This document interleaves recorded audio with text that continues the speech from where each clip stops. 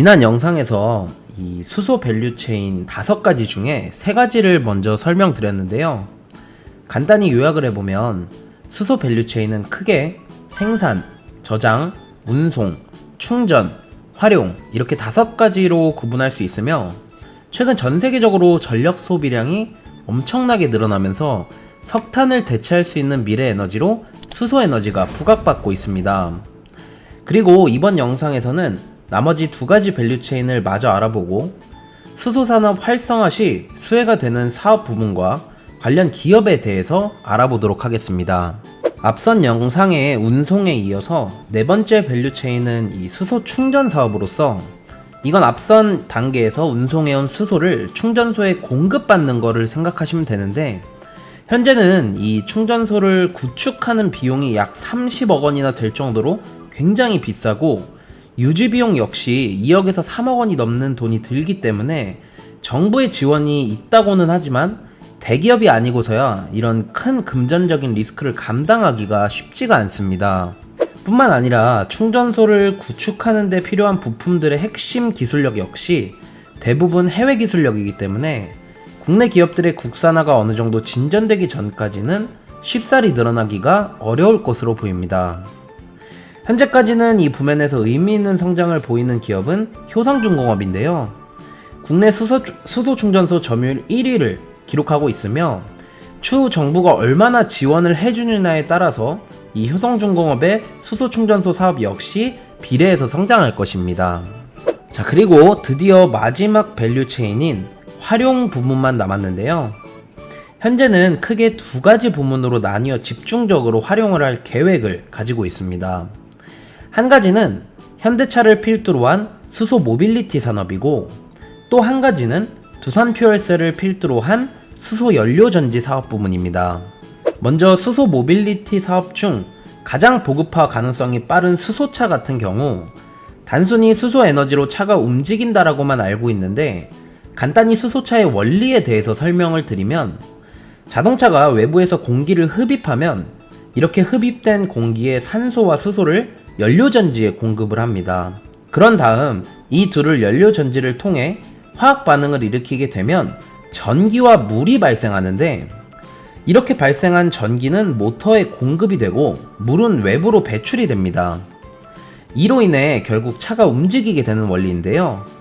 최근 전기차가 본격적으로 시장에 대세를 이루기 전까지는 시장에서 전기차가 낫냐 수소차가 낫냐에 대한 갑론을박이 치열했지만, 현재는 전기차가 먼저 보급이 되고 나서 그 후에 수소차가 보급이 될 것 같습니다.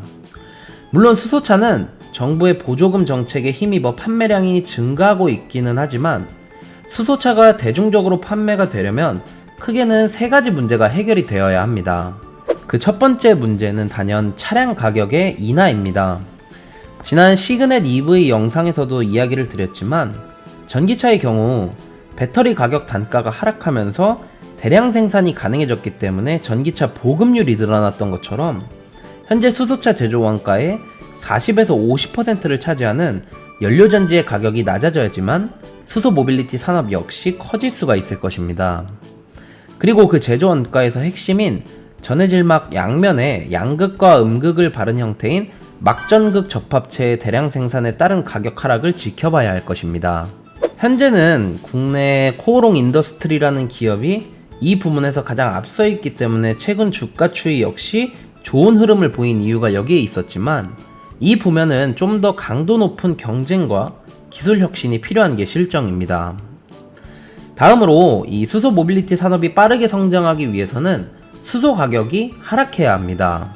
현재 수소의 가격의 경우 kg당 8,000원 선인데, 앞서 살펴본 운송 부분에서 낮추든 생산 과정에서 낮추든 높은 연료비 부담은 소비자들에게 큰 걱정거리이기 때문에 수소 가격이 하락해야 결국 이 산업은 성장할 것입니다. 그리고 마지막 3번째는 당연하지만 충전 인프라 시설의 증가입니다.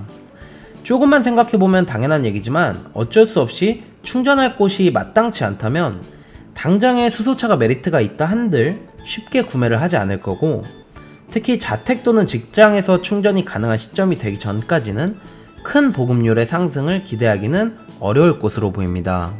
두 번째로 각광받는 수소의 수요처는 바로 연료전지 시장인데, 이 연료전지라는 건 수소 연료와 공기 중의 산소가 화학 반응을 일으켜서 전기와 열에너지를 생산하는 장치입니다.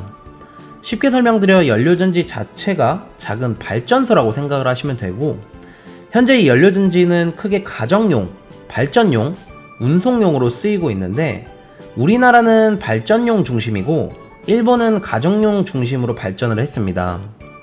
이 발전용 시장은 미국의 블룸 에너지, 퓨얼셀 에너지, 두산 퓨얼셀, 그리고 포스코 에너지가 전 세계를 주도하고 있는데, 특히 한국 같은 경우 이 전 세계 보급량의 약 40%를 책임지면서 이 분야에서 단연 기술적 혜자를 가지고 있다고 보시면 됩니다. 그래서 현재는 정부 역시도 잘하는 이 연료전지 사업을 확장하기 위해 신규 건축물의 연료전지 보급을 확대하면서 지원을 하고 있지만, 한편으로 최근 한국은 발전소를 건립하는 데 있어서 안전성 문제로 주민들이 반대를 하고 있기 때문에 악재라고 보기에는 어렵지만 악재가 아닌 악재가 있는 그런 상황입니다. 자, 지난 영상에 이어서 여기까지 총 5단계에 걸친 수소 밸류 체인에 대해서 간단하게 살펴봤는데요. 그러면 정말 궁금한 어떤 부분에 어떤 기업을 사야 할까요? 분명한 건 현재 수소 경제는 이제 막 걸음마를 뗀 단계이기 때문에 지금부터 관련 특정 기업들을 깊게 분석해서 진입을 하기보다도 관련 ETF에 먼저 투자를 하면서 이 산업이 성장하는 걸 확인한 다음에 개별 기업에 투자를 해도 늦지 않을 것 같습니다.